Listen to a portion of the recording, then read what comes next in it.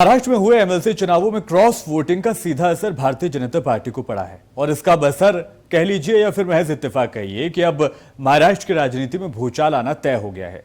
दरअसल हुआ क्या है कि मंत्री एकनाथ शिंदे भारतीय जनता पार्टी की तरफ रुजू होते हुए देखे जा सकते हैं और उसका जो संकेत है वो ये है कि कुछ बागी विधायक जो सरकार में हैं और या फिर सरकार से नाखुश हैं, वो बागी विधायकों के साथ मंत्री एकनाथ शिंदे भाजपा शासित राज्य गुजरात पहुंच गए हैं।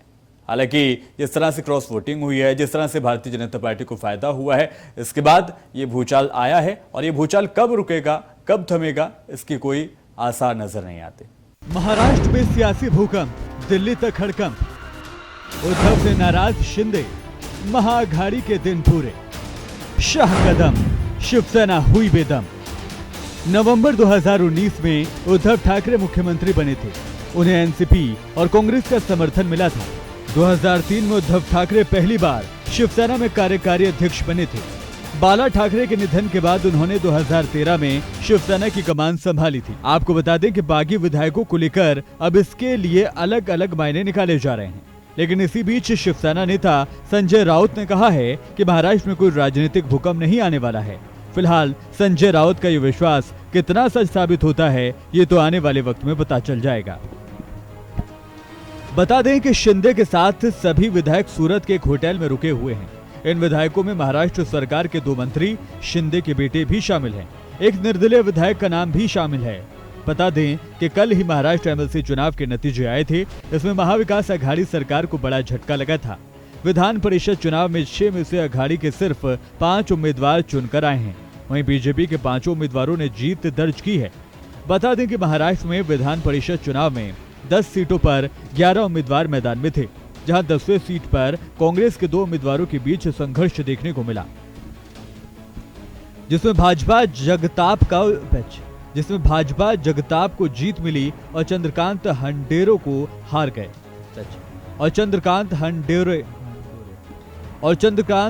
हार गए।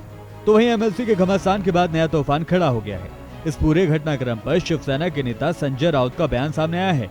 उन्होंने कहा है कि शिवसेना के कुछ विधायक और एकनाथ शिंदे से फिलहाल संपर्क नहीं हो पा रहा है।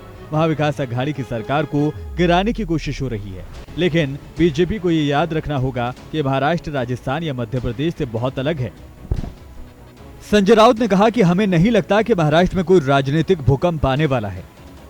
पहले 2 दिन सूरत के होटल में ठहरे 40 विधायक बुधवार सुबह 6 बजे गुवाहाटी एयरलिफ्ट कर लिए गए हैं।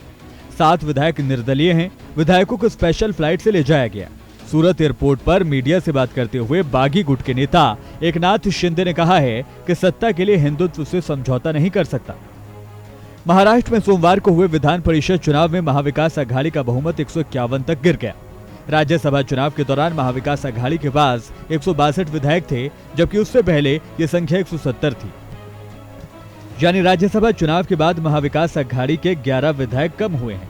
परिषद चुनाव से पहले और बाद में तुलना करके देखा जाए तो कुल 19 विधायक महाविकास अघाड़ी से दूर हुए। दूसरी तरफ अब भाजपा को 134 विधायकों का समर्थन प्राप्त है।